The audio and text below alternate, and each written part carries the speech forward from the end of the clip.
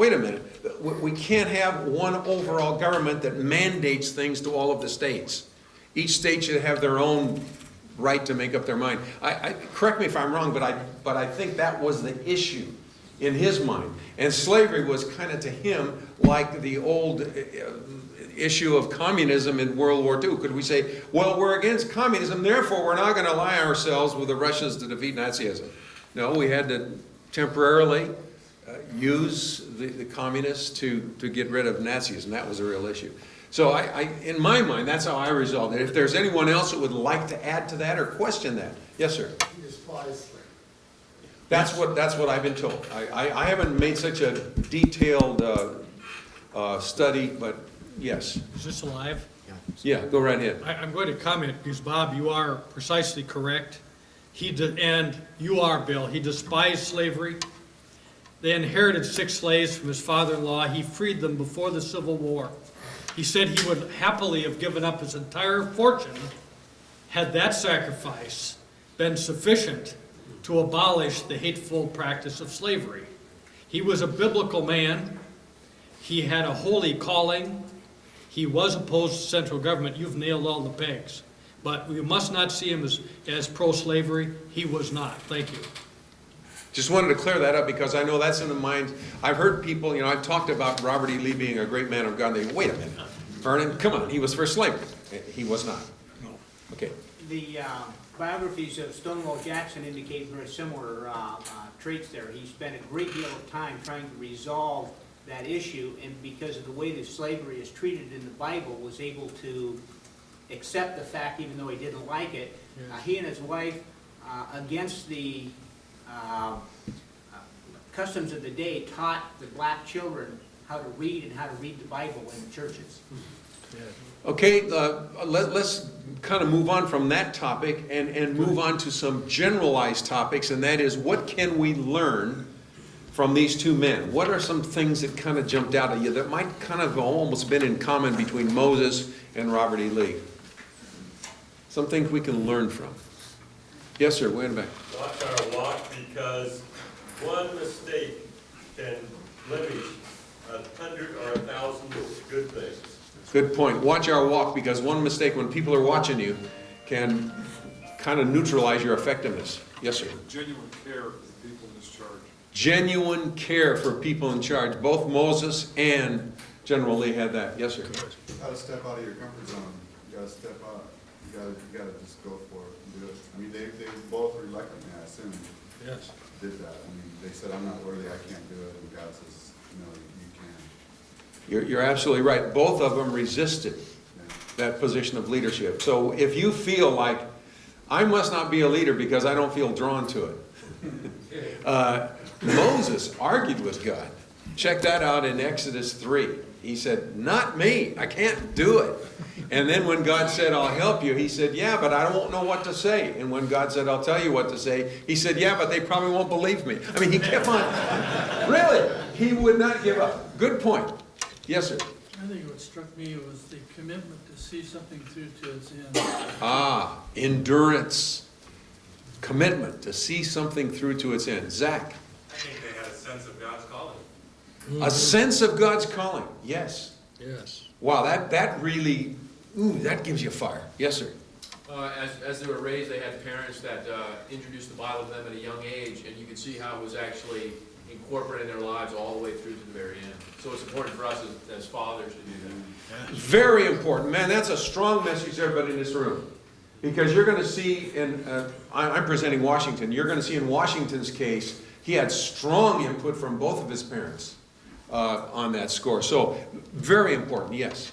Way in the back. We have to be ever vigilant in our walk because we're never off the record. We're never off the record. Good point. I learned that the hard way. Several times before the microphones. Yes, someone else. This is good stuff. This is good stuff. You ought to be taking notes on some of these insights. Yes, sir, way in the back. I think setting aside time for our daily devotionals. Ah, yes. Setting aside time to communicate with God. By the door.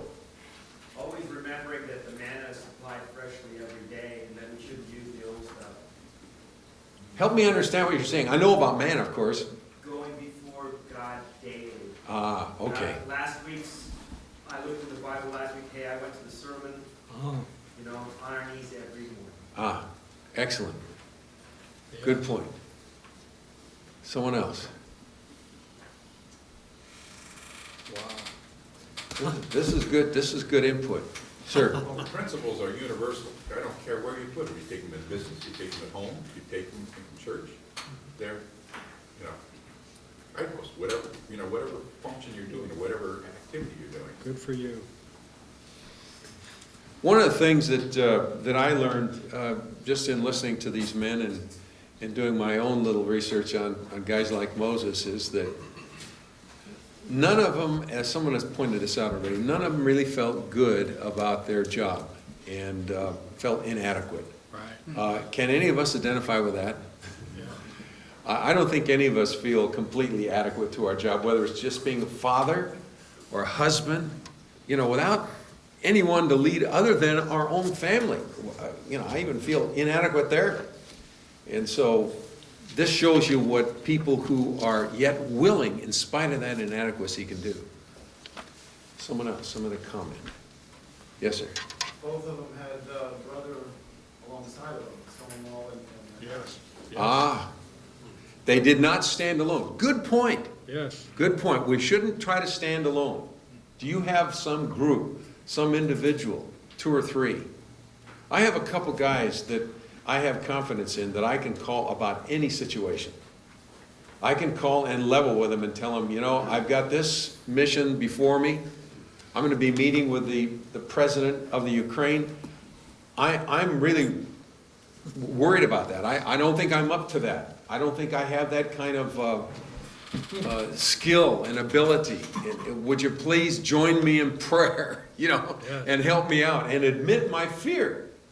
That's something that men typically do not like to admit, and that's fear. Fellas, we all have fear at different times for different reasons, but we all have it. We should be willing to, explain that and stand with some others. Another comment. Yes, sir. There's a practical thing here. Never has there been an easier time for us to reach out to our brothers for prayer and help. We now have the internet. Yep. You talked earlier about having a prayer support committee. In my mentoring and evangelism, I have about 35 people around the country to whom to reach out when the going gets tough and I'm overmatched by circumstances. This reaching out is an important part of leadership for Christians. Colonel? I can say that I agree totally with that. That's what I did yesterday. Just get on the internet with brothers that just see the vision of what God can do through His Word and through His Holy Spirit. And that's the key. It's not me, it's not John, it's not Bob, it's not Jim, it's none of us. It's the Holy Spirit using us, and He wants us in prayer. Men in prayer is just a dynamic. And I would, again, plug that this ministry today, there's a few men sitting in here that I know have been praying for the last month. And I would plug again, Wednesday night, men's prayer here at the church.